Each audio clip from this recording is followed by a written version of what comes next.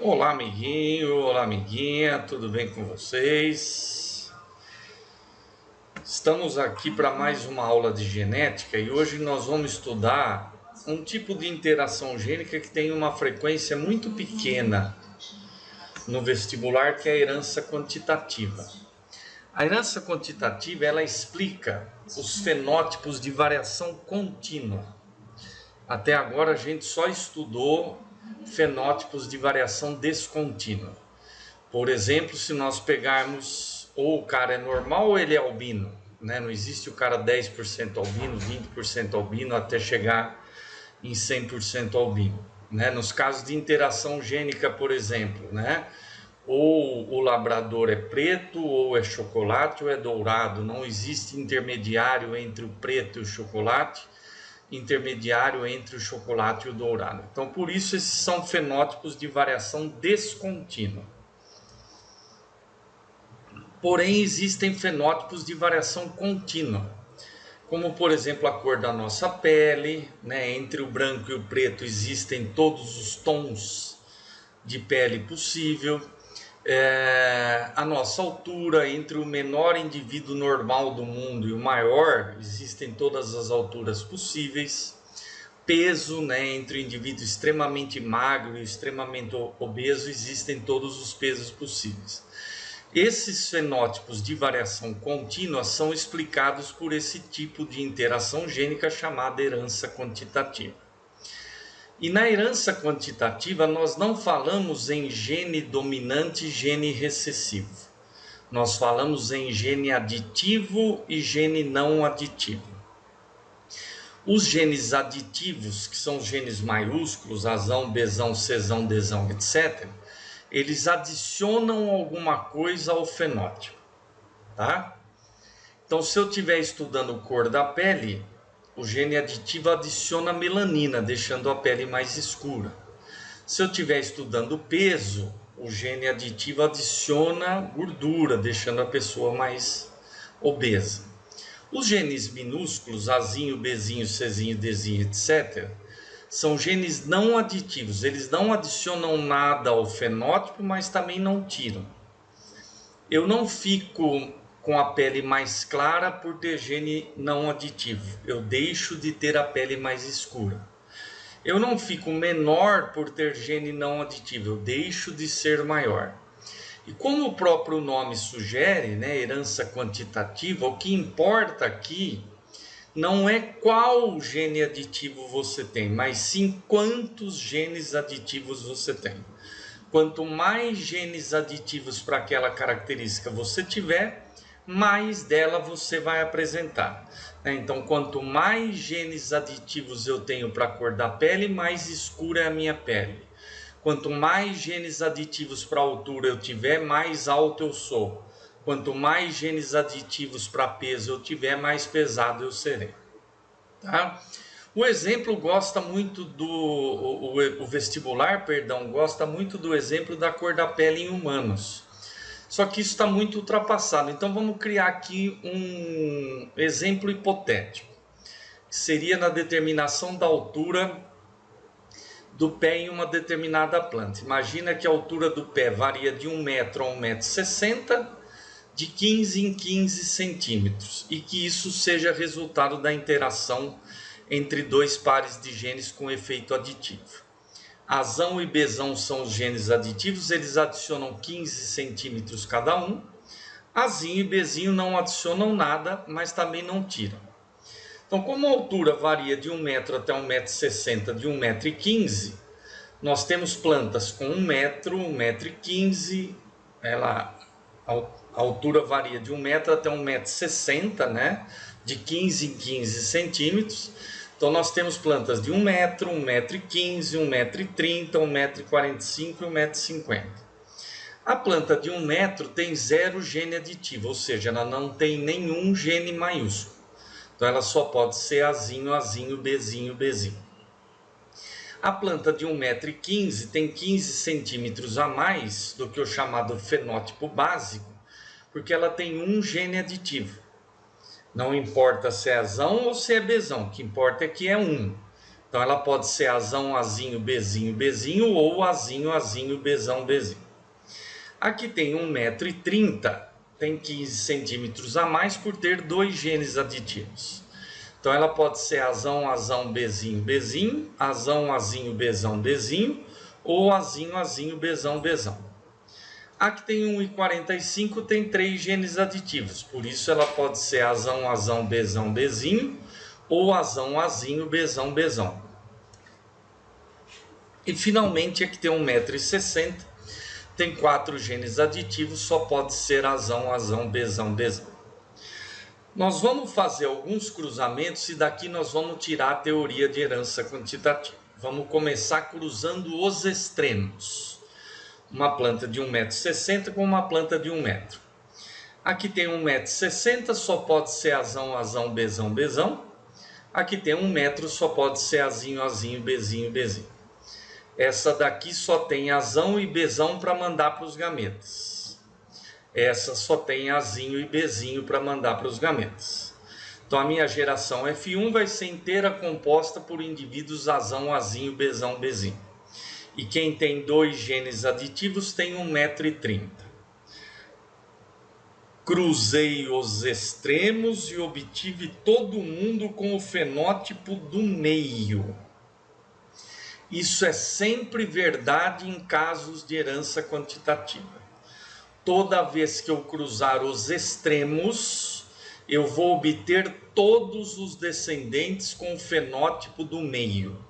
E se esse fenótipo do meio puder ser calculado, ele é a média aritmética entre os extremos. 1,60 mais 1, 2,60 dividido por 2, 1,30. Se eu cruzar os heterozigotos com o fenótipo do meio, aqui eu não posso usar aquela nossa proporção 9:3:3:1, que nós usamos na primeira aula sobre interação gênica, tá? Então vamos fazer uma tabela aqui, ó, para gerar a nossa geração F2. Quem é Azão, Azinho, Bzão, Bzinho faz gametas Azão, Bzão, Azão, Bzinho, Azinho, Bzão e Azinho, Bzinho. Esse cara é Azão, Azinho, Bzão, Bzinho, vai fazer gametas Azão, Bzão, Azão, Bzinho, Azinho, Bzão e Azinho, Bzinho. Vamos colocar direto os fenótipos aqui, turma. Esse cara vai ter 4 genes aditivos. Então a planta adulta vai ter 1,60 m. Esse aqui, 2 Azão e 1 Bzão, 1,45 m. 1 Azão e 2 Bzão, 1,45 m. 1 Azão e 1 Bzinho, 1,30 m. 2 Azão e 1 Bzão, 1,45 m. 2 Azão, 1,30 m. 1 Azão e 1 Bzão, 1,30 m. Só 1 Azão, 1,15 m. 1 Azão e 2 Bzão, 1,45 m. 1 Azão e 1 Bzão, 1,30 m. 2 Bzão, 1,30 m. Só 1 Bzão, 1,15 m. 1 Azão e 1 Bzão, 1,30 m. Só 1 Azão, 1,15 m. Só 1 Bzão, 1,15 m. Nenhum 1 metro. Então vejam que ao cruzar os heterozigotos com o fenótipo do meio, a gente obtém todas as classes fenotípicas. Estão todas aqui. Sendo que os extremos aparecem uma única vez e a maioria tem o fenótipo do meio. Isso também é sempre verdade em casos de herança quantitativa. Cruzei os extremos, eu obtenho todos os indivíduos com o fenótipo do meio. Cruzei os heterozigotos com o fenótipo do meio, eu vou obter todas as classes fenotípicas, sendo que os extremos aparecem uma única vez e a maioria tem o fenótipo do meio. Então aqui nós vamos obter uma planta de 1,60 m, para 4 de 1,45 m, para 6 de 1,30 m, para 4 de 1,15 m e uma de 1 metro. Ou 1/16 com 1,60 m, 4/16 com 1,45 m, 6/16, 1,30, 4/16, 1,15 e 1/16, 1 metro. Cruzei os extremos, eu obtenho todo mundo com o fenótipo do meio. Cruzei os heterozigotos com o fenótipo do meio, eu obtenho todas as classes fenotípicas, sendo que a menor probabilidade é de obtermos os extremos e a maior probabilidade é de obtermos o indivíduo com o fenótipo do meio. Se nós jogarmos essa distribuição de F2 em um gráfico, proporção pelo número de genes aditivos, quem tem 0 genes aditivos tem 1 metro, apareceu na proporção de 1/16. Um gene aditivo 1/15, apareceu na proporção de 4/16. 2 genes aditivos 1/30, 6/16. 3 genes aditivos 1/45, 4/16. 4 genes aditivos 1/60, 1/16. Se nós unirmos esses pontos, a gente obtém a famosa curva de distribuição normal, que mostra que o mais provável é que tenhamos o fenótipo da maioria. O mais provável é que estejamos na média. Quantos homens normais com 1,10 m você conhece? Eu não conheço nenhum, mas existe. Por que tem em pequena quantidade? Porque é um extremo. Quantos homens normais com 2,40 m você conhece? Eu também não conheço nenhum, mas existe. Existe em pequena quantidade porque é o outro extremo. Agora faça a média entre 1,10 e 2,40. 1,10 mais 2,40, 3,50 dividido por 2, 1,75. Quantos homens adultos com 1,75 m a gente conhece? Um monte. Por quê? Porque o mais provável é que a gente esteja na média. O mais provável é que a gente tenha a altura da maioria, a cor da pele da maioria, a cor do olho da maioria, o peso da maioria, a inteligência da maioria. Tá?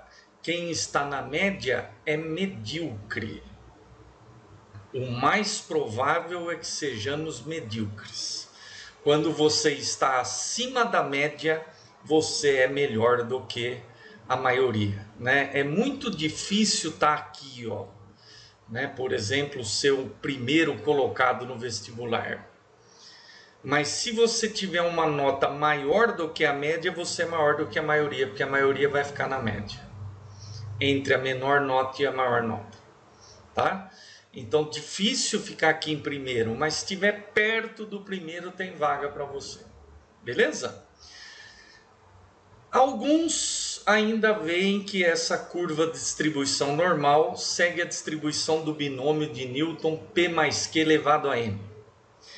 Então, quando eu for fazer cruzamentos entre heterozigotos, ao invés de montar a tabela, eu posso desenvolver o binômio P mais Q elevado a N, sendo P os genes aditivos, Q os genes não aditivos e N o número de genes. Então, nesse caso, N valeria 4, porque são 4 genes, né? Azão, Azinho, Bzão e Bzinho. Então, eu teria que fazer P mais Q a quarta. Vamos na bitolinha aqui, porque a matemática explica isso melhor. Para desenvolver P mais Q a quarta, eu começo com P a 4 e Q a 0. Vou diminuindo 1 em P e aumentando em Q.